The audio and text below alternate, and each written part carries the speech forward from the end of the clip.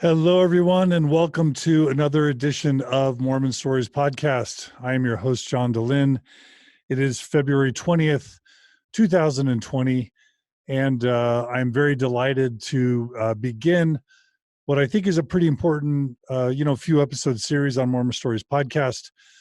For those of you who don't know, who have been under a rock or who don't have internet access, it's February 20th, 2020, but yesterday, February 19th, 2020, the Mormon Church, the LDS Church, released a new online version of their Church General Handbook of Instructions. So basically, in the past, the church, in the long past, the church had this secret handbook that it used for its priesthood leaders to kind of govern the church and how it works and all its policies. And it was printed out and updated regularly, and wards and stakes had copies. If you've been following the Mormon internet for the past 10 or 15 years, it started to become common for excerpts of the handbook to be, leaked and shared on the internet in ways that became embarrassing to the church. So several years back, the church released part of the Handbook of Instructions on the internet, but then kept another part secret for leaders. And yesterday represented, at least to begin with, in today's episode, kind of emerging where it decided to share most, to kind of merge the handbooks and share much of it on the internet. I'm pretty sure there's still some parts, guidelines, rules, policies, procedures that are not being shared. But most of now, both the handbooks have been consolidated and are now being shared on the internet. And it's kind of a big deal. But in addition, what we saw yesterday, February 19th, 2020, is a whole lot of new changes to the Handbook of Instructions, and some of the high-level areas where we saw major changes are around, the Church Disciplinary Council process, apostasy, excommunications, etc. A lot of change regarding LGBTQ policies in the church. Some very significant announcements regarding transgender issues in the church. Several super minor changes regarding women and patriarchy, and a few other kind of general policy changes. And so what I want to do, the way that this series is going to work, I'm going to just do the first hour or so of this interview solo. And what I'm going to do is just kind of lay out the changes that have been made in sort of summary form. So for those who just want to hear the summary, who don't have time to read through the manual, but who want kind of a comprehensive understanding of the changes that have been made, I'll provide that overview.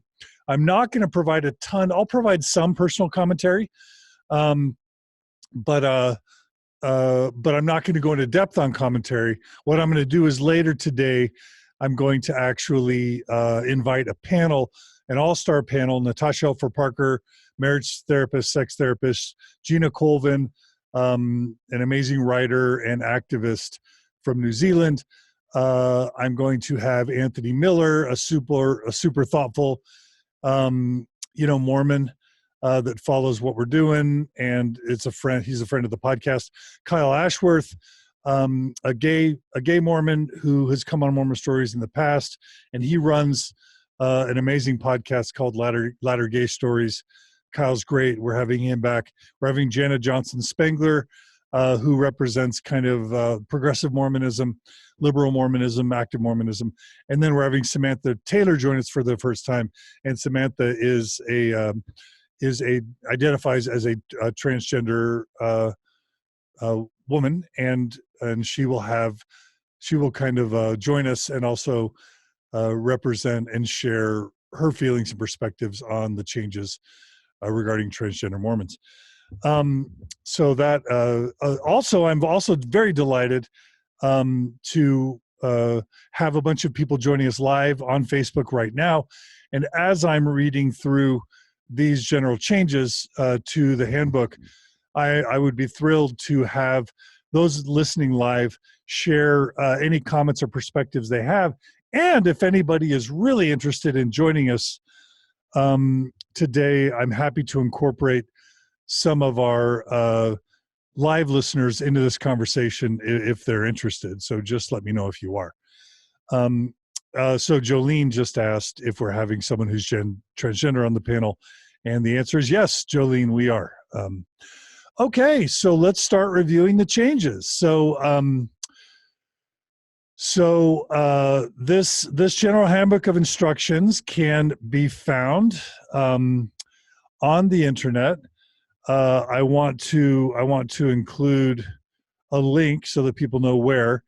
If you go to churchofjesuschrist.org/study/manual/general-handbook, that's where you're able to find the Handbook of Instructions there.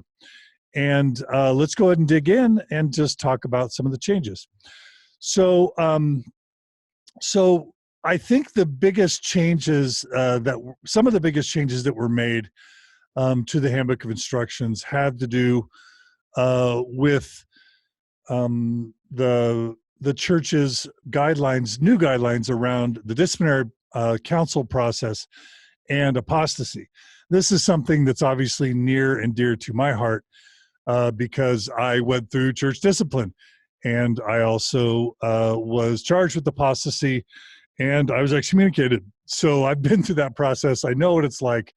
And I think more importantly, it's been a personal, this is something personal to me because, my dad experienced a disciplinary council when I was young. He's still an active believing member, but also when I was at BYU in the early 90s was the time where the September 6th were all excommunicated. And then, of course, in addition to that, I should just say that experience was impactful to me. I was still an active believing member at the time, but it always stuck with me as kind of a really serious and kind of intense thing that later I decided was a real horrible thing. And I've interviewed many of the September 6th, or at least a few of the September 6th on Mormon Stories podcast. Paul Toscano, Margaret Toscano, who wasn't officially a member of the September 6th, but for all intents and purposes was. And I'm friends with Maxine Hanks.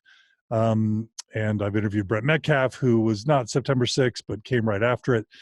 I'm friends with others as well. So church discipline is near and dear to my heart. I think it's abominable. We've been calling it barbaric and medieval for years. And then, of course, in 2014, Kate Kelly and I were summoned to disciplinary council. Denver Snuffer was excommunicated in 2013, I believe. And then since then, so many near and dear friends, Jeremy Runnels, Leah and Cody Young, Bill Reel, and several others have been either excommunicated or summoned to disciplinary councils. And so what's been really important to me is to try and change these policies. So something that I started years ago that started with Kate Kelly and with my disciplinary council, and really started with September 6th, is we started holding these vigils where I would fly out to wherever there was a disciplinary council, and we would fill the parking lot with protesters. We would live stream the disciplinary councils, and we would make them a matter of kind of news stories. And I think we turned church disciplinary councils from something shameful, for something hidden, from something dark and secret, to something that was almost a badge of honor, and let's just say a badge of shame for the church. And so I can just say very explicitly that I and we had a very meaningful, concrete goal to eliminate excommunication and disciplinary councils. Now, I can't say that number one, these policies went that far, because disciplinary councils are not eliminated, but one of the main changes to the disciplinary council process is number one, the church has now renamed the disciplinary council process to membership council. So it's gone from disciplinary councils to membership councils. And the church has eliminated the terms excommunication and disfellowship or disfellowshipped from its lexicon. So literally for 150 plus years, the church has been excommunicating people and disfellowshipping people. Magically in 2020, those terms are now being expunged from the Handbook of Instructions and from the church's official vocabulary. And I'm proud of that, and I'm happy for it. Now, it's not like everything's better. Basically, as I said, disciplinary councils will remain, and the church has just changed the verbiage. So now, instead of using the term excommunication, the church is using the term withdrawal of church membership. And instead of using the term disfellowshipped, the church is now using the term formal membership restrictions. So, but still, and so many are kind of sarcastic or critical of these changes as being just window dressing or sort of Orwellian, changing of verbiage when no real substantive changes have happened. I think there's something to that, but I'm just going to say, as someone who's been excommunicated, as someone who's been through a disciplinary process, it is different. The term excommunication is so medieval, it's so shaming, it's so toxic that I would say if for the average person, I think it'd be much better for them to have it been said that their church membership has been withdrawn than to say they've been excommunicated, because excommunication is such a dark and medieval and toxic term. It makes someone seem scary and dangerous. Now, many of us who have been excommunicated in the past 5 years are proud of the label because it sort of represents this moment. It's kind of a badge of courage. It's a badge of honor. It basically, anyone who's been excommunicated the past 5 years generally stood for something important. They stood for LGBTQ rights. They stood for women and feminism. They stood for honesty and openness and transparency in the church.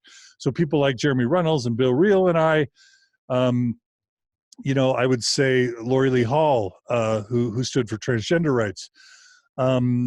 Many other people that I can't even mention who stood for LGBT rights. And of course, Kate Kelly and others who stood for feminism. I think we're all proud to have been excommunicated. And again, I think it's kind of a badge of honor. But having said that, generally the term is very shaming, very dark, very toxic and harmful. And so I think it's a positive thing that the church removed it. Oh yes, and our listener Carly reminds us, we can't forget Dusty B and his wonderful partner who were excommunicated simply for being in a same-sex marriage and attending church. They're a really important example of sort of heroes of the past 5 years. Thanks, Carly, for reminding us. Isabel, our listener, shares that she understands what I'm saying, but the stigma is still going to be there. That's true. There is still going to be a stigma to having your church membership withdrawn, and I'm just going to argue it's less of a stigma. And I think overall that might be positive for some people. So anyway, that's a major change. Another major change with disciplinary councils is that they're being transferred. So historically, when women were experiencing church discipline, or when an endowed member was being church disciplined, it would traditionally always be something that the stake president, the stake presidency, and the entire 12-member stake high council would be a part of. That's a very, my wife Margie will tell you, that's a very dark process to, let's just say you're a woman who's an endowed Mormon woman who's been accused of adultery. You would have to stand in front of 15 men, this intimidating, long, huge panel, and they'll be asking you and grilling you about your sexual behaviors, and it's really humiliating. And, even if you're a man, a priesthood holder like me, sitting in a room with 15 men was extremely intimidating and unpleasant. So one of the big changes that's happening is now number one, the entire stake high council have been removed from this disciplinary council process. In other words, according to the new policy, stake presidencies are going to be officiating over stake level disciplinary councils, and the stake high councils will just be optional. They'll be brought in if needed. So I'd say that's a positive change, but even more significant is now bishops have the option of presiding over disciplinary councils of endowed men. And so bishops will be handling more disciplinary councils in the future, which is interesting. It's probably good and bad. It's probably going to take the burden off of stake presidents. It's going to add a burden to bishops. And one of the problems with that, of course, is that it possibly leaves members open to kind of this leadership roulette where, you know, there's more variation in terms of what results are probably going to be handed down. But two other things that I think are significant. It's still the new Handbook of Instruction says that if the bishop believes that the equivalent of excommunication is likely to be the outcome, this withdrawal of membership thing, that it will be the stake president that officiates. And, you know, bishops have to get stake president approval to do any membership council or, you know, disciplinary council. So the other thing that just is interesting to me is I always thought, you know, if you think about Leah and Cody Young and Brindley Young, or, you know, Sam Young or Bill Reel or me, you know, these disciplinary councils with the stake presidencies involved were always this opportunity for those of us to enlighten and educate all the priesthood leadership in a stake about the problems with the church. So it'd be common for those of us who are excommunicated for apostasy to read and share all the reasons that we stopped believing in the church or had problems with the church. And I always thought, man, this is exposing all the top levels of Mormon church leadership to all sorts of problems that I imagine the church doesn't want spread around and brought awareness of.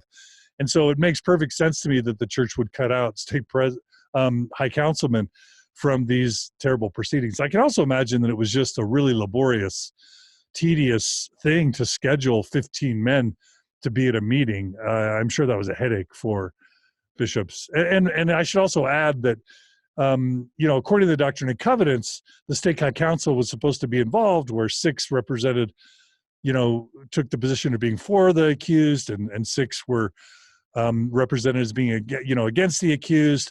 But in effect, it was always the stake president who decided, and that was just kind of window dressing. So it kind of eliminates a lot of overhead, unneedious, you know, exposure, and in some ways simplifies the process. But again, in some ways, it complicates it because, again, members will now be, you know, subject to bishop roulette, which is always a problem. Depending on who your bishop is, you'll get so many different options. But it's major changes nonetheless. So so that's something that's significant. Other things that are significant in terms of church discipline and apostasy, I think this is significant. The church traditionally has had this list of behaviors that required behaviors that required a disciplinary council versus you know, other sorts of behaviors that were optional. And this is something I was really critical of the church about, and I know that we embarrassed the church about this. You know, historically, if you look at the old disciplinary council manual, it said a disciplinary council was mandatory when there's apostasy, and then apostasy was defined as speaking in open opposition of the church, you know, teaching doctrine that isn't church doctrine, following teachings of apostate sects. And then the church added in the November 2015 policy, if you're in a same-gender marriage, a disciplinary council was mandatory, and then formally joining another church and advocating his teachings. And what was really disturbing is that other things like attempted murder, forcible rape, sexual abuse, spouse abuse, intentional serious physical injury of others, adultery, fornication, and abandonment of family responsibilities were all listed as optional, triggers for disciplinary council. And so I kind of did my best to kind of expose this and highlight to the news media and everyone who's willing to listen that sort of put having doubts and questions about the church, no longer believing in the church, and being in a same-sex marriage as worse in the church's eyes than murder and rape and sexual abuse and pedophilia and spousal abuse. And I think the church probably heard this loud and clear. And so what the church has done is it has totally changed its criteria for apostasy, and it has changed its list. It's altered and augmented and extended its list of what behaviors require a disciplinary council or membership council versus behaviors where a disciplinary or membership council are optional. So now there's a new criteria of apostasy, and same-sex marriage has been dropped from it. So no longer is same-sex marriage listed as something that immediately triggers apostasy, and that's a really significant thing.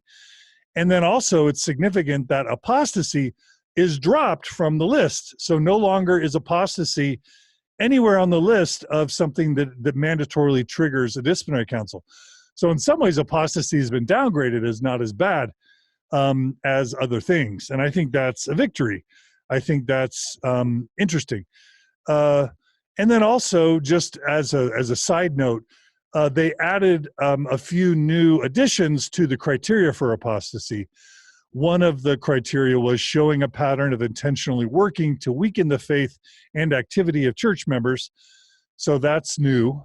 So if you're going out on Facebook and you're, posting criticisms of the church, or you're, exposing doubt, or going to ward members or stake members and sharing the CES letter, or sharing, things the church views as threatening, now there's an extra criteria to make sure that you are guilty. Because honestly, people like Sam Young weren't meeting any of the criteria. Neither were the Youngs. Lee and Cody Young and others, they literally didn't meet the criteria that the church had for apostasy. So the church, and we embarrassed the church about that and noted that. So the church had to change its criteria of apostasy to include things that then now will cover people like Bill Reel or Leah and Cody Young and others if the church chooses to go after them. And then, of course, in the situation of people like Gina Colvin, Gina formally joined Community of Christ, was advocating his teachings, the Episcopalian Church, whatever. The church extended or enhanced its criteria for apostasy to include formally joining another church and promoting its teachings. And then it made a disclaimer: total inactivity in the church or attending another church does not by itself constitute apostasy. However, if you formally join another church and advocate its teachings, then withdraw your membership may be necessary. So again, that's now optional, where before joining another church and advocating his teachings were required for apostasy. So it's just so fun for me personally, I just have to say, to see the church changing on things we explicitly called the church into account for. It just shows how much the church is sensitive to criticism, is sensitive to critics, and is willing to change in the modern internet era when it's called to account.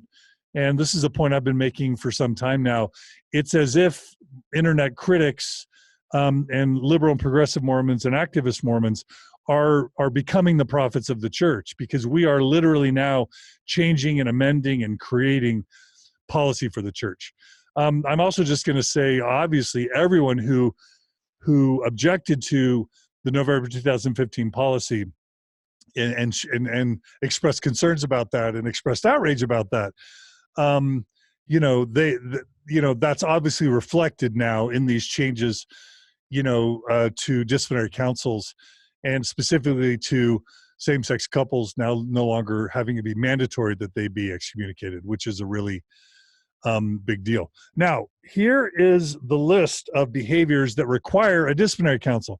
And I'm actually really happy about things that are now included on this list that were not included previously. So we have an upgrade of several things. So these are the behaviors requiring a disciplinary council or a membership council: murder, rape, sexual assault conviction, child or youth abuse, violent predatory behavior, incest, child pornography, plural marriage, sexual predatory behavior, financial predatory behavior, such as fraud and similar activities, and then serious sin while holding a prominent church position, and then any felony conviction.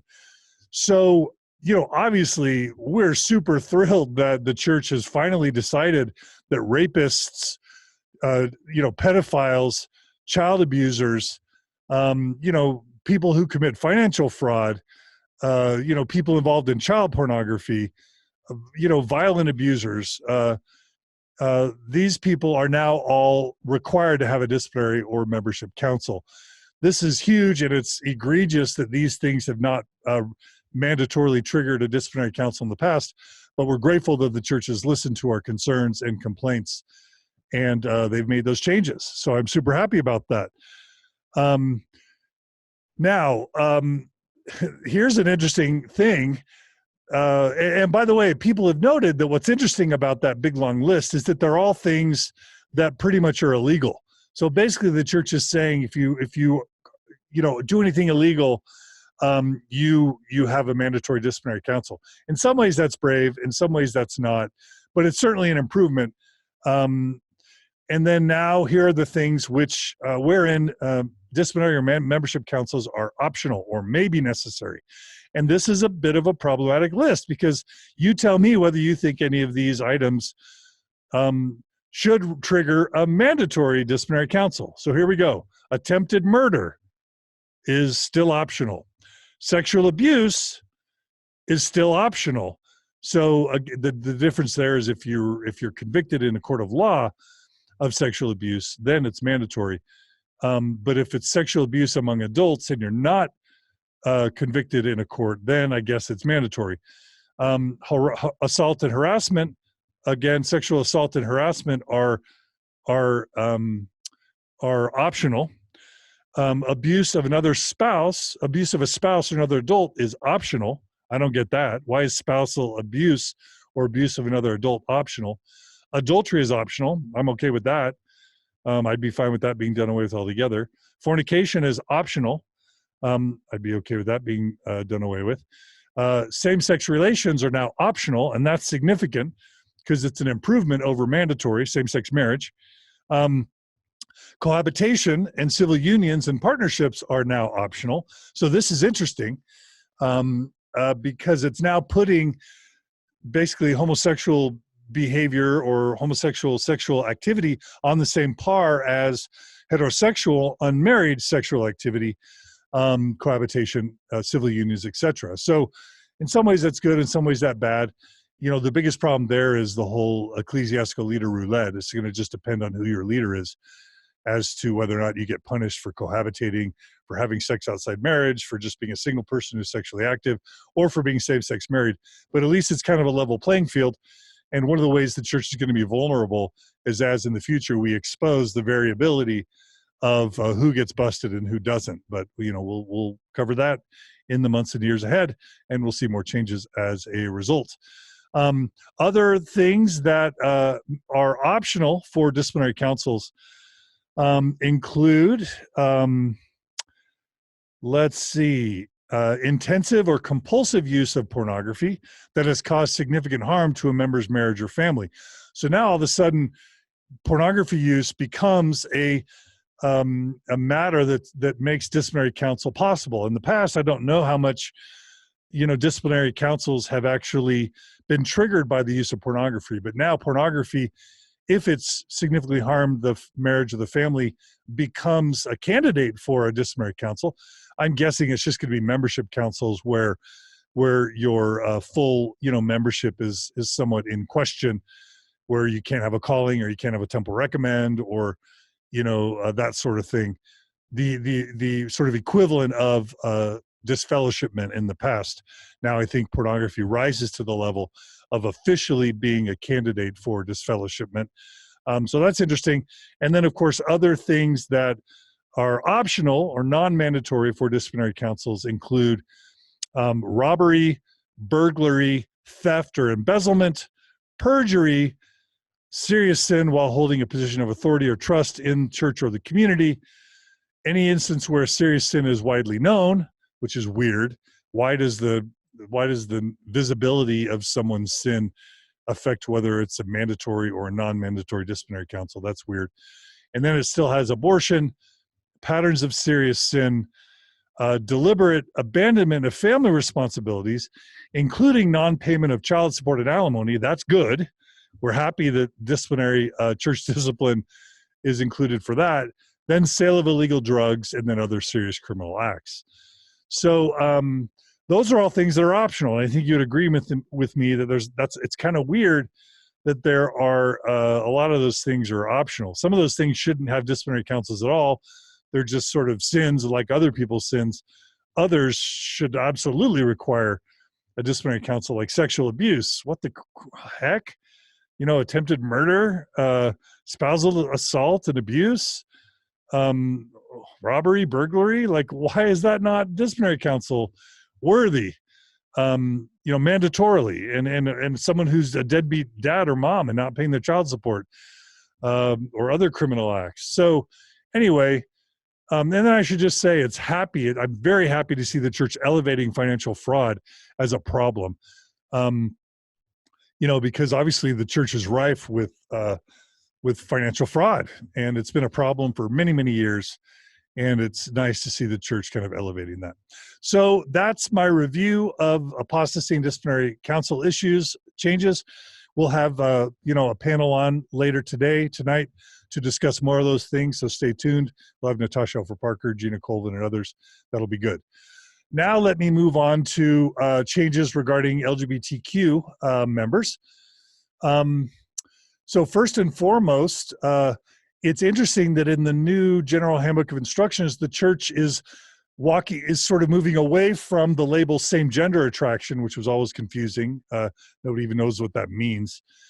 And it's more comfortable using same-sex attraction instead of same-gender attraction. Now, same-sex attraction is still problematic for members of the LGBTQ community, primarily because it almost is like using the term like it's a sickness or an illness. Like, oh, he has lupus. Oh, he has same-sex attraction. And that's deeply problematic. But also the LGBT community would probably argue that having a gay or lesbian or bisexual identity is important. It's claiming an identity in a positive way versus in a sort of pathological way. And we'll have Kyle and others on this evening to talk more about that. But, in some ways that's a step forward. In some ways that's a step back.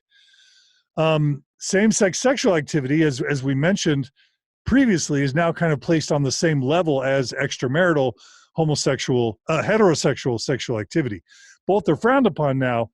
Both are options for disciplinary council or membership councils, but no longer is, homosexual or same-sex or LGBTQ sexual behavior sort of demonized as pathological or dirty or perverted. And, starting with Spencer W. Kimball and the Miracle of Forgiveness, and for so many years in the Church Handbook of Instructions, LGBTQ sexual behavior was sort of demeaned and viewed as perverted and bad and unnatural. And it seems like all that language has been stripped out, which I think is overall positive. So that's good, I think. I still don't think sexual behavior should be grounds for church discipline, at least if it's between consenting adults and it's responsible and healthy. But, the church will make changes in the future like they have for so long. Again, same-sex marriage is no longer listed as an act of apostasy, nor anything that requires a disciplinary council. Thank you, church, for listening to us. We appreciate that. Still, same-sex marriage is not approved of, so it does explicitly still denounce same-sex marriage as not a good thing, something that goes against the Proclamation on the Family. No longer does the church prevent children of same-sex married couples from getting baptized or participating in the offices of the priesthood or in callings. So that's a wonderful removal. That's obviously in direct response to all the outrage and the backlash in response to the November 2015 policy that caused so many people to leave and get frustrated with the church.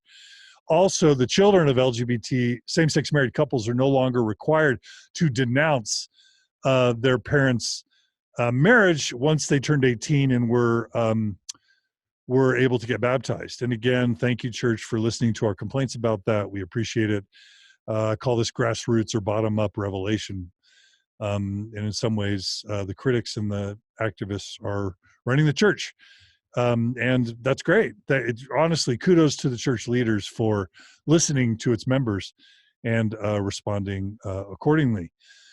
Something that's interesting is the church basically says that as long as an LGBTQ member is striving to live the law of chastity, they are allowed to hold callings and participate in the church.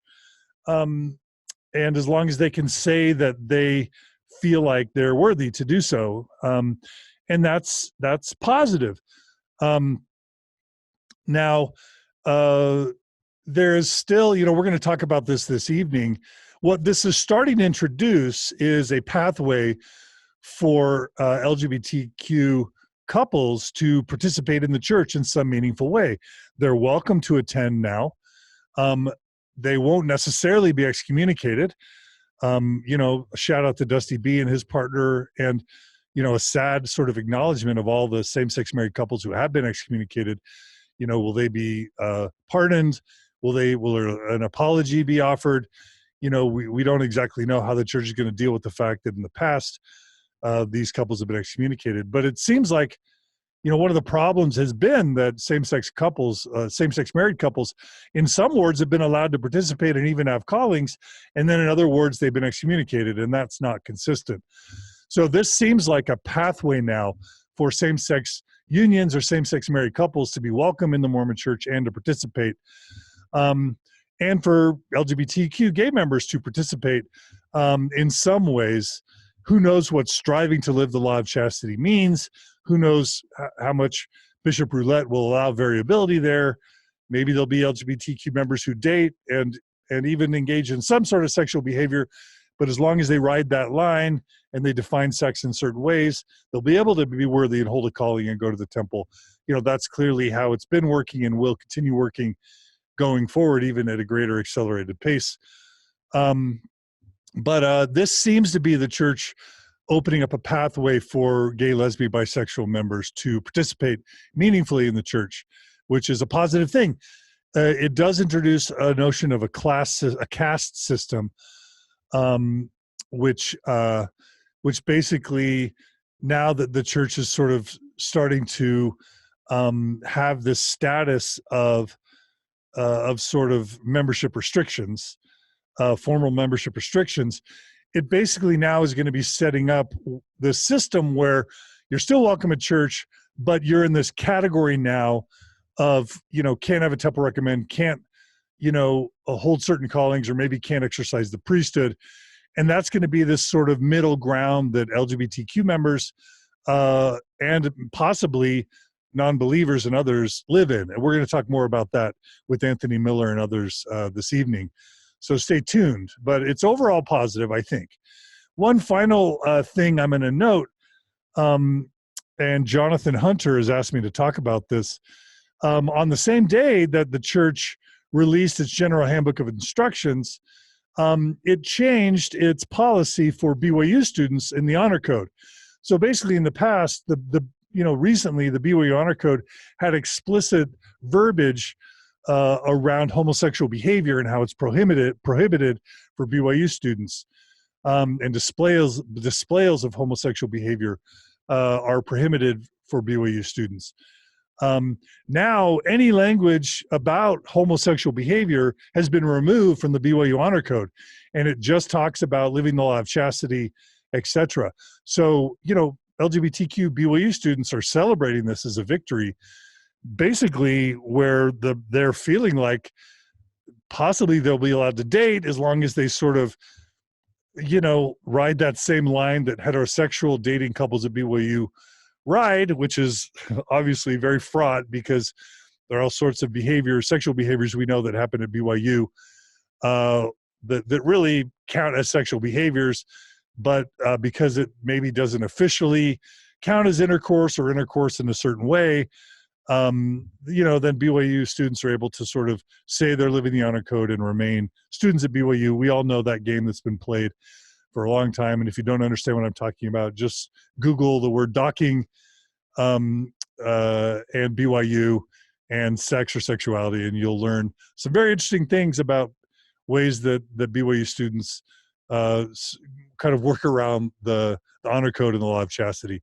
Now it looks like LGBTQ students at BYU will be able to engage in that same type of behavior, but also maybe they'll be able to hold hands on BYU campus, just like straight couples do on BYU campus. So now I will say that the Honor Code office, according to Twitter and Instagram, the Honor Code office at BYU is basically kind of a little bit backtracking or expressing some ambivalence.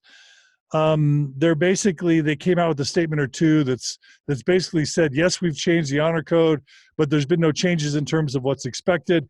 It's leaving things a little bit ambiguous or questionable regarding LGBTQ students.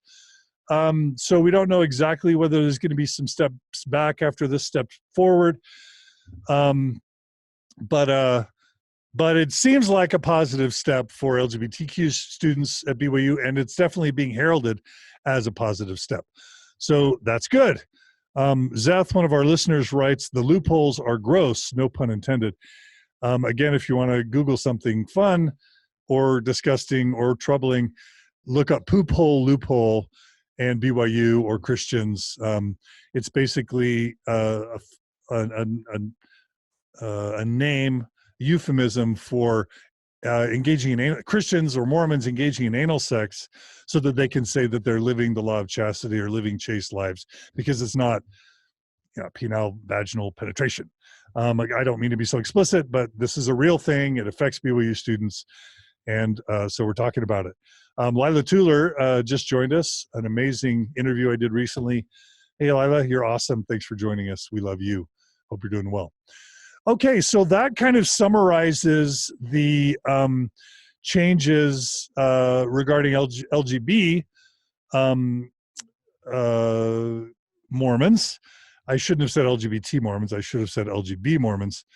Actually, some of those changes do affect trans members, so I guess it isn't totally unapplicable, but we need to be always careful lumping in transgender Mormons with or just LGB individuals with transgender Mormons when we don't speak in ways that encompass all of them. So I'll have to be careful about that. Now it's time to move to a discussion of a major set of changes that were made in the Mormon Church General Handbook of Instructions yesterday regarding transgender Mormons. So the first major significant change is that the word transgender was used for the first time, as I understand it, in the Handbook of Instructions. So welcome to the modern era Mormon Church in using LGBTQ language that the LGBTQ community has been using for a long time. Slowly the church is willing to adopt that language. So I'm sure that's validating for transgender members to have the church willing to use the actual proper terms and how they identify. So what the church clarifies in the Handbook of Instructions is that what's most important to the church is that regarding gender and transgender individuals, that they always remain faithful. This is just my summary. That they always remain faithful to the gender, the biological sex. That their expression of gender corresponds with the biological sex that was identified for them at birth. So if they were born with the penis and were given the gender of male, that they sort of stay consistent with that as much as possible. Or if they're born with let's just say XY chromosome male, XX chromosome female, or more specifically, if they have a vagina and not a penis, then that they maintain identifying as a female, or at least expressing themselves as a female, or don't cross certain lines, which we'll talk about in just a second. Because actually, another change, which makes this a little bit super confusing, is that the church now says it's okay with a member identifying as transgender. So you can identify as transgender now and not get in trouble. And transgender individuals can be baptized, can be confirmed, can take the sacrament, and they can even hold callings and attend the temple and exercise priesthood. But all of that will be according to the gender that they were assigned based on their biological sex at birth. Now, we're taking out intersex individuals for a second. They have their own sort of clarifications in this Handbook of Instructions. So let's take that out of the equation for a second. And so what this means is if you, I guess what this means is if you are, genetically male, XY chromosome, were born with the penis, you can still, but at some point you identify as transgender or trans female, you can still get the priesthood, you can still receive the priesthood, you can still attend the temple, you can still serve in callings, unless, and this is where the church starts to enforce laws, what the church is basically discouraging people from doing, transgender individuals from doing, are the following. Undergoing any medical or surgical operations, so no surgeries or hormone therapy, and then no social transitions, which is changing your gender identity, so calling yourself female, or a woman when you're a genetic male with male anatomy, changing your name to across genders, changing your pronouns, and changing your dress and grooming styles as a part of their transition. If they do, then membership restrictions will be applied for the duration of their transition, which means that as long as you're undergoing a gender transition from male to female or from female to male, sort of certain things can be suspended. Membership restrictions, like you won't get callings, you can't use the priesthood, you can't go to the temple. What's not clear is once you're done with the transition, whether some of those things can be restored. I'm guessing that some things will be able to be restored, but some things won't. So I'm guessing that a trans male, so someone who was biologically female at birth, who has a vagina but has transitioned to male, I don't think they're going to be able to be eligible for receiving the priesthood once they've transitioned to male. That's my guess, but of course everything's up for grabs in the future. But whether in sort of the Lori Lee Hall case, whether someone who is biologically identified as male at birth is able to transition to female and then afterwards attend Relief Society, I think that will be possible in the future, whereas Lori Lee Hall was given grief for doing that. Anyway, these are some of the changes. We're going to talk a lot more about this tonight. But that's sort of some of the high level. Transgender members who have undergone transgender related surgery are forbidden from temple service or the exercising of priesthood. So if you do surgeries in any way, or apparently hormone therapy, no more temple service and no more priesthood for you exercising it. That's a clear line in the sand. Membership restrictions for gender transitioning individuals, again, like I said, include receiving or exercising priesthood, receiving or using temple recommend and church callings. So don't socially transition. And that's something that's very interesting. On the one hand, the church is saying that transgender individuals are welcome at church, but you can't socially transition. That means you change your name, change your pronouns, change how you look. What does that mean? It's basically stigmatizing being transgender in the church. So they're kind of second-class citizens, kind of viewed as bad, kind of viewed as inferior. It's the same sort of thing for LGBT members. It's sort of bad to be gay, it's bad to be lesbian, it's bad to be bisexual, but we'll let you hang around, but you're going to be a second-class citizen. Transgender individuals are squarely in that category. They kind of always have been, but now it's even more official. So that's problematic for many. So we'll be talking a bit more about that. A couple other policies: transgender individuals, if they're considering surgery, are not allowed to be baptized. And transgender individuals who have undergone surgery can only be baptized with First Presidency approval, and it will be banned from priesthood participation or temple attendance as members. So this is something that's changed at least a little bit or made official, because I'm made aware of at least one trans male who is allowed to be baptized and who's allowed and told they could be temple worthy. So this is the church kind of undoing what was perceived by some as progress. And then regarding intersex individuals or people born with ambiguous genitalia, the church has now an explicit policy saying for those born with ambiguous genitalia or intersex, parents or others, with the cooperation of medical professionals, will have to determine the child's sex. Questions about membership records, priesthood ordination, and temple ordinances for those members should be directed to the First Presidency. And this is significant because we have people born with chromosomal anomalies. They're not clearly X, Y, or XX. They have certain chromosomal differences that don't fit into the clear male-female sort of category. And we won't go into that, but that's a real thing. Read the book Intersex if you want to learn more. And it obviously begs the question, if gender is eternal, like the Proclamation on the Family says, then why is God creating people with ambiguous gender? And then if there's God creating people with ambiguous gender, even biologically, chromosomally, then why isn't there the possibility of ambiguous gender or other variations of gender that aren't binary in the hereafter?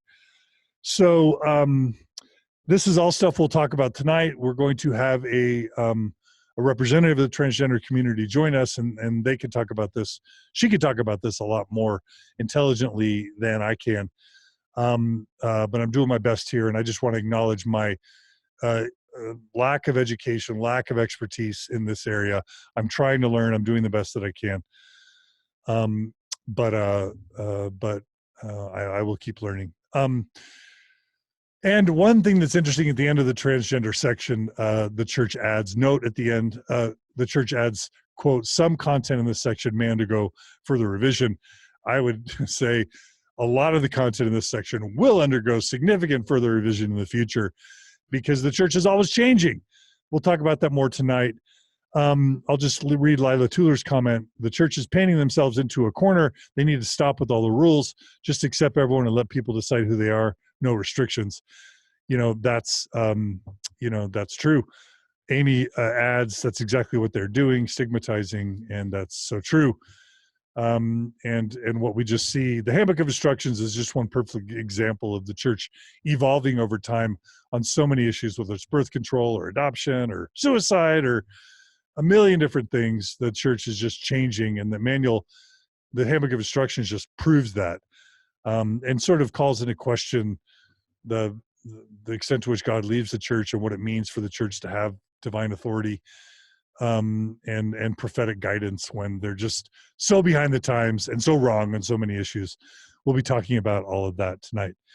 I have not done, regarding Sam Young and the Protect LDS Children movement, the Protect Every Child movement, I have not done a thorough audit of the church's changes in regard to interviews.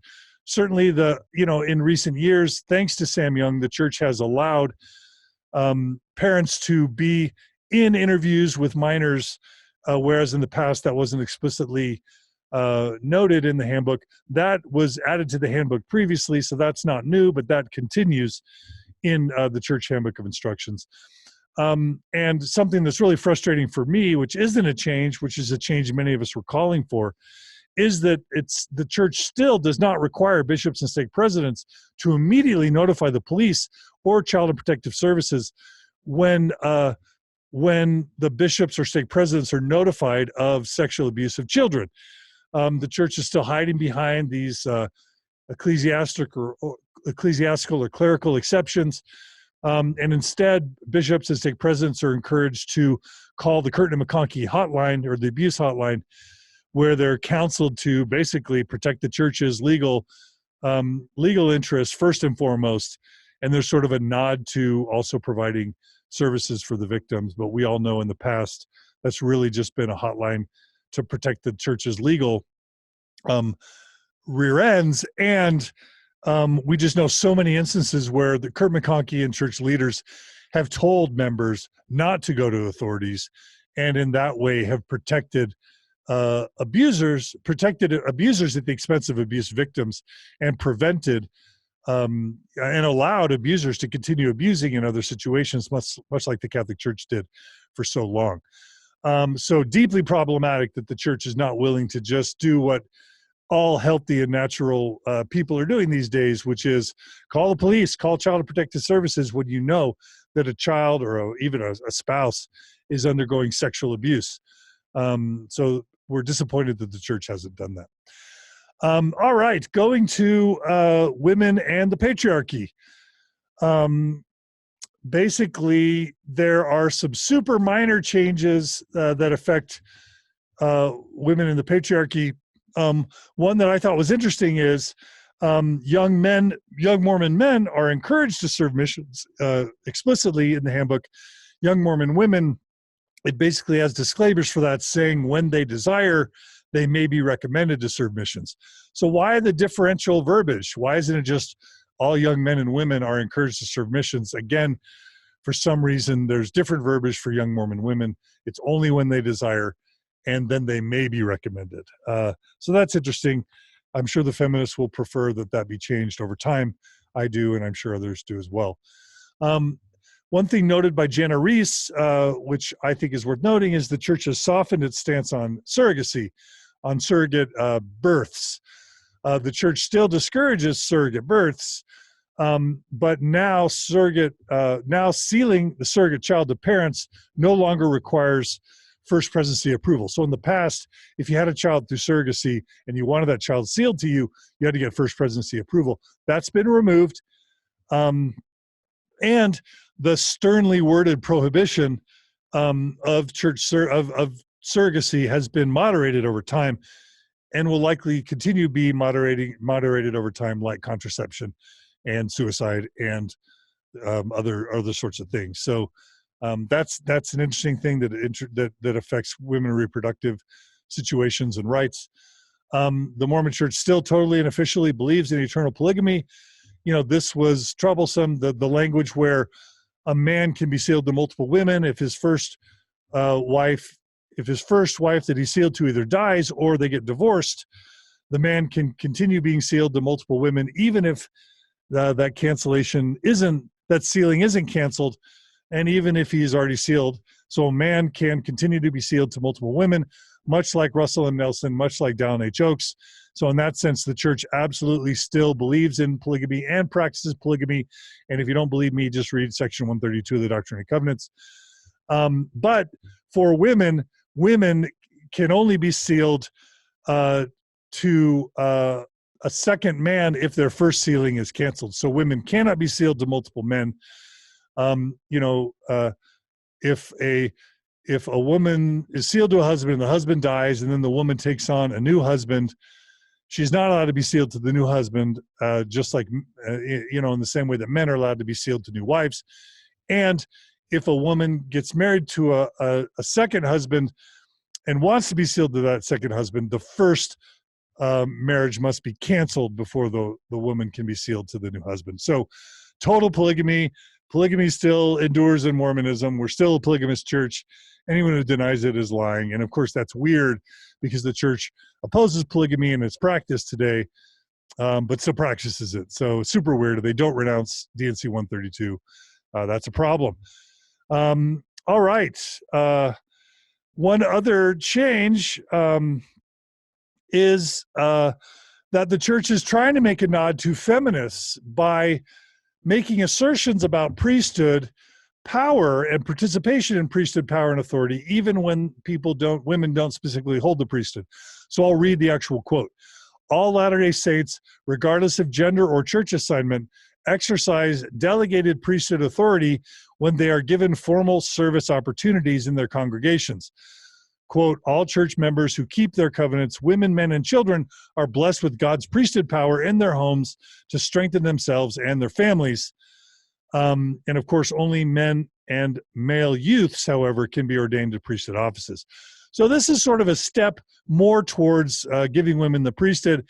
It's basically saying women, men, women, and children all hold some priesthood power, have some priesthood authority, and exercise the priesthood in some way. So it's kind of throwing a bone to women a little bit, saying, hey, you've already got some priesthood. You know, you can't be ordained to priesthood offices right now, but you're exercise the priesthood in whatever way you want to personally.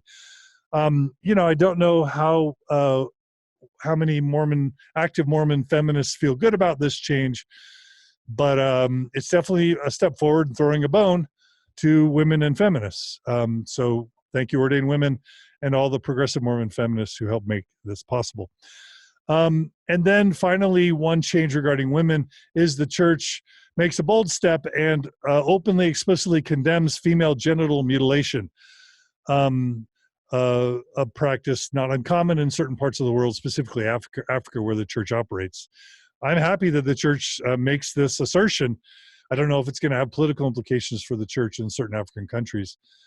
But yay to condemning female genital mutilation. That's awesome. I'm reading a comment from a listener. Heidi writes, agree, it took years to get my first sealing canceled. It's a huge burden. This is just regarding the women and sealing thing. It's a huge burden on women to have to get their sealing canceled that men don't have to go through. It's awful. And Heidi reflects that. Amy writes, I still can't get mine. So there's women who are being denied a sealing cancellation, which is a problem. That's an issue. Brian's asking, why do same-sex couples want to be part of such an organization? Brian, the answer is there are many LGBTQ Mormons that still believe in the church and want to have a faith home. And there are many people who say, why should someone have to choose between love and their sexuality and their exercise of faith? Just because you are LGBTQ does not mean you've lost your faith in Mormonism. And in fact, some LGBTQ people I know are some of the most devout Mormons I know. So that's why. I hope that answers your question. Isabel writes, my husband has sealed the 2 women. So is Dallin H. Oaks, member of the First Presidency. So is Russell M. Nelson, Mormon prophet. All right. So that is the changes regarding women. And then there are questions regarding general policies. There are a few more changes to the General Handbook of Instructions that are kind of general policies. And Holly asks, any word of wisdom changes? One thing that's interesting is the word of wisdom section of the doctrine of the General Handbook of Instructions says, it basically provides a link to D&C 89, basically saying, if you want to know what the word of wisdom, how to follow the word of wisdom, go read D&C 89 and interpret it for yourselves.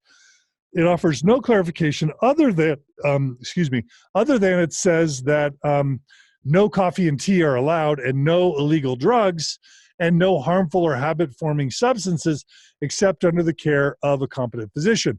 So what it doesn't explicitly prevent is beer and wine. Now, why do I say that? Why is that interesting? If you read Doctrine and Covenants 89, and if you understand how active members and even apostles observe the word of wisdom for decades, if not over a century, beer was still legal under the word of wisdom, and wine was still legal under the word of wisdom. So you've got apostles and pioneers drinking beer, drinking wine, well over 100 years. And in many cases, I've heard of a general authority in the area authority in the past, 10 or 20 years who drank wine, because it's allowed in the word of wisdom. Mild drinks of barley and wine are allowed in the word of wisdom. The only thing that's prohibited alcohol-wise in the word of wisdom are these, strong drinks, which means kind of hard liquor. So, some believe that this clarification, the fact that it doesn't prohibit all alcohol, is opening the door to allowing the average Mormon to interpret for themselves what it means to observe the word of wisdom. And if they feel like drinking beer and drinking wine is consistent with them, with their observance of the word of wisdom, then that's okay. And I think that's reasonable. And I know Mormons that live that way. I know Mormons, active Mormons, even believing Mormons today, that drink wine, that drink beer, and they still attend the temple, and they tell their stake presidents and bishops that they consider themselves to be living the word of wisdom. So that's the thing. It's also interesting. It says no illegal drugs. So this is what brings in marijuana, recreational marijuana, or medical marijuana. This policy is now basically saying, and maybe it's been saying this for a while, that as long as the drugs aren't illegal, you can use them if they're not harmful or habit forming. And this is where ecclesiastical roulette and bishop, roulette and discretion is going to come into play, because there's going to be some bishops that allow recreational marijuana in states where it's legal, and then everywhere medical marijuana is going to be allowed if it's legal. And of course, there are going to be plenty of people that have approval to use medical marijuana who are going to use it recreationally. And this is a big, huge door now that's been opened for people who use cannabis either medically or recreationally. And more states, including Utah, are going to be coming into this situation in the years ahead. And so basically, legal, recreational, and medical marijuana open season, not open season, like celebration, open day, you can use marijuana under those circumstances. Now, there may be some bishops that basically say, well, marijuana isn't legal in this state, and it's a, harmful or habit-forming substance. That's where we're going to see an interesting crackdown potentially. And of course, on Mormon Stories, LDS Church, be warned, be aware, if anybody receives church discipline or a membership council over their use of marijuana, we're going to be covering it, and you're going to be changing your policies in the future like you have in the past. So yeah, that's all kind of interesting. Of course, it doesn't say anything about hallucinogenics, psilocybin, LSD, keto, whatever, the depressant medication. There are all sorts of psychedelics that are now being experimented with by Mormons and post-Mormons. And as long as it's under the supervision of a competent physician, or it's not harmful or habit forming, it's now fair game. So you're going to see the use of psychedelics in the Mormon Church spike unless the church openly condemns them. I think that's a fact. Okay, so yeah, Daniel writes, his 93-year-old father, ordained 70, high priest, bishopric in excess of 30 years, has secretly pressed his own wine for years. Matt's saying, is cold tea and coffee allowed? And that's interesting because no, coffee and tea are still bad because the church says no coffee or tea in its general policies on the word of wisdom. So no, coffee and tea are prohibited here. But it's weird because like Diet Coke is habit forming. We know that, and it's harmful, but it's okay. So there's still things to be worked out. Samuel asks, what about getting more tobacco on roost cattles? I think that's okay. Let's use tobacco all we can on kettles. Thank you for everyone. And of course, hot chocolate is a hot drink, but it's bad, or hot tea, according to this interpretation, is bad. And this is where it's, again, the Wild West, and people just end up doing what they want. A couple other final, general changes made in the Handbook of Instructions. Ties and white shirts are no longer mentioned as being recommended for young male deacons or, priesthood holders passing the sacrament. And this, I think, is the church basically trying to say, enough with the cultural imperialism.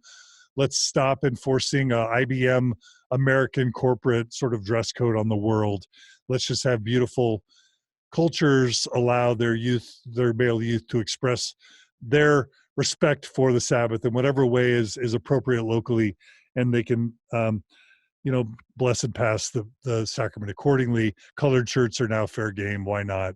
Let's not be so rigid and strict. This is something I think everybody likes.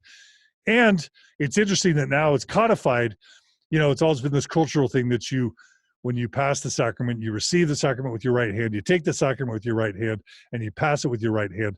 And now the manual actually says that where possible, you're supposed to partake of the bread and water with the right hand. So thank you, church, for that, explicit guideline. Left-handed people or left-hand users, still, you need to know your place and know what's recommended. Okay, a couple other quick things. Going back to the Samantha, issue where that beautiful young girl got up, bore her testimony, and talked about her sexuality and identified as lesbian over the pulpit, and then she was shut down and her mic was turned off and all that. The church has now explicitly added to its handbook of instructions that any display of romantic behavior and or discussing one's sexual orientation are discouraged. So don't say you're gay in your testimony. Don't say you're lesbian. Don't say you're bisexual. Don't say you're heterosexual. Sunday school, same thing. Just don't talk about your sexual orientation in church. That's the new explicit guideline. And don't show any romantic behavior.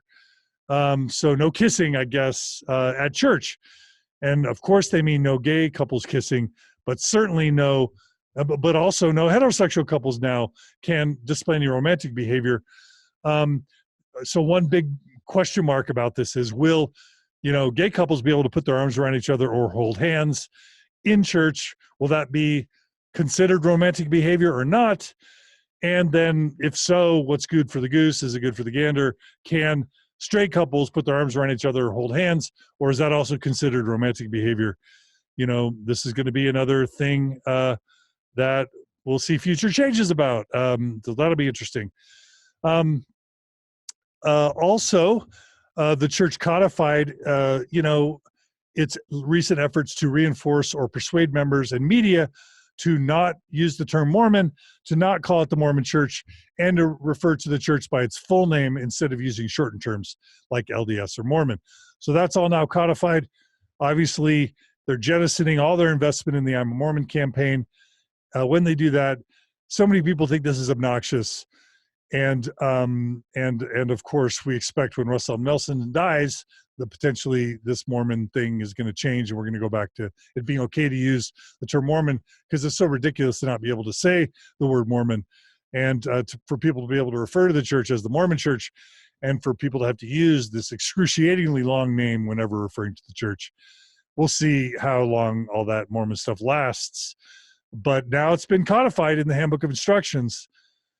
And then finally, something that's interesting is the church. We all know growing up that the church had its sort of threefold mission, which was proclaim the gospel, redeem the dead, and perfect the saints. That has been changed, and I'm sure this change has been evolving over time, but now it's codified that the church's, the four aspects of God's work, as it's described now, are, quote, living the gospel of Jesus Christ. So we're getting Jesus in the mission of the church, caring for those in need. So that's caring for the poor. We hope the church will invest its $120 billion now in increased efforts to care for the poor. Inviting all to receive the gospel, so they're not calling it missionary work anymore, probably because people hate missionary work generally and to get turned off whenever it's described. And uniting families for eternity. So it's upgrading or adding in, instead of calling it work for the dead, which is creepy and weird, or genealogy, which people hate, it's now saying united families for eternity. So these are all kind of euphemistic changes, that the church is adding. So there's so much more to talk about. And most importantly, it's really important to bring LGBTQ members into this discussion, gay members, trans members, women, people internationally, etc., feminists. And so this sort of concludes my overview of the changes made. And what I'm just super excited to tell you all is that this is not over. We are going to be bringing Samantha Taylor, a woman who identifies as trans, Kyle Ashworth, a gay Mormon, Gina Colvin, who's a woman of color and also an international from New Zealand, Natasha Elfer Parker, licensed sex therapist, family therapist, and public feminist, Anthony Miller, one of our most thoughtful post-Mormons, and Jana Johnson Spengler, an active, semi-believing progressive Mormon. They're going to be joining us at 7:30 tonight, Utah time, where we're going to be talking about more of these changes and getting a variety of perspectives. So I hope you've enjoyed this overview. We've had a really great audience of over 200 people joining us sustained. We were able to incorporate some of your comments. None of you really expressed your interest in coming on the video. I hope in the future listeners will be willing to join us in video. But we've enjoyed those who are willing to give comments. And we hope you'll join us tonight for more discussion on these changes. But we love you guys. We appreciate your support of Mormon Stories podcast. While you're still on, let me just ask for a final couple things. If you value this program, please share it. Please share it right now on your walls. It really helps when you give us a positive review on Facebook. It helps when you follow us on Facebook and like us and follow us. That way you'll get notified if you want to see these videos when they pop up. It's also helpful when you give us positive reviews. For those of you on iTunes, give us a positive review on iTunes, positive review on Facebook. That's always super helpful. Share this stuff on Instagram and social media. Follow us on Instagram, follow us on Twitter. And then just, Amy, you asked what time tonight. It's going to be around 7:30 p.m. Utah time. And then finally, I just always have to request, if you support what we do on the Open Stories Foundation on Mormon Stories, please consider becoming a monthly donor. We've had our number of donors decrease and our number of donations to Mormon Stories podcast decrease over the past year. And, we need your donations to keep us alive. Less than 1% of our listeners donate. So if you value this program, if you want to see it continue, if you want to see us continue to affect positive change in the church and to support healing and growth for post-Mormons and progressive Mormons, we need your continued support. So please go to mormonstories.org, click on the donate button, become a monthly donor, and that'll make a huge difference. Also know that we're going to continue doing faith crisis workshops and retreats and events. We're going to continue our partnership with the Thrive organization. We've got a retreat coming to Chicago in April. We've got a retreat this weekend in Salt Lake City. We've got a Thrive Women's Retreat coming in March. And we've got our two big Thrive events coming later in the year. Late May, there's going to be a huge Thrive event in Salt Lake City.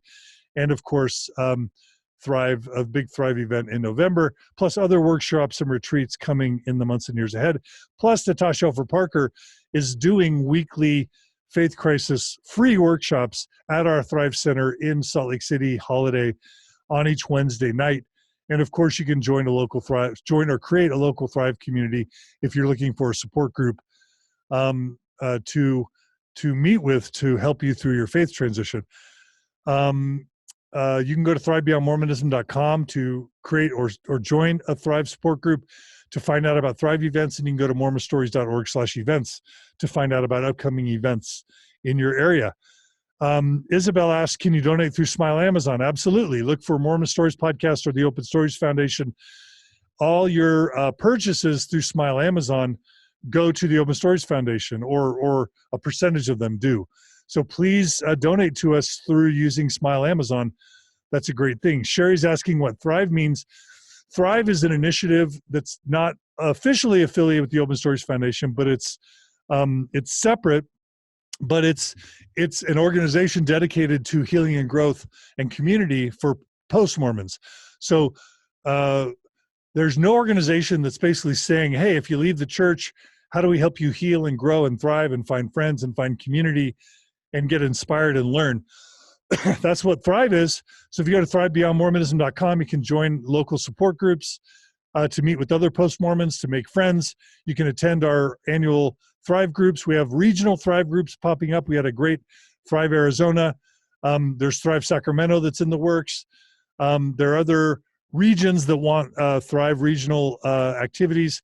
A lot of those will be popping up in the future. And we're going to be creating content for post-Mormons, basically to help them figure out what comes after Mormonism. How do you become excellent? How do you become happy? How do you have a better marriage, become a better parent, have more healing and growth after Mormonism? How do you find beliefs? How do you learn? All that stuff. Thrive is a whole initiative to support post-Mormonism, Sherry. So thank you for asking. Couple other comments on Facebook. Amy's writing that she's been called in twice to her bishop's office over Facebook posts related to Mormon stories. We're sorry about that. We hope that doesn't happen a lot. Yeah, so that's all for today's episode, this afternoon's episode of Mormon Stories Podcast.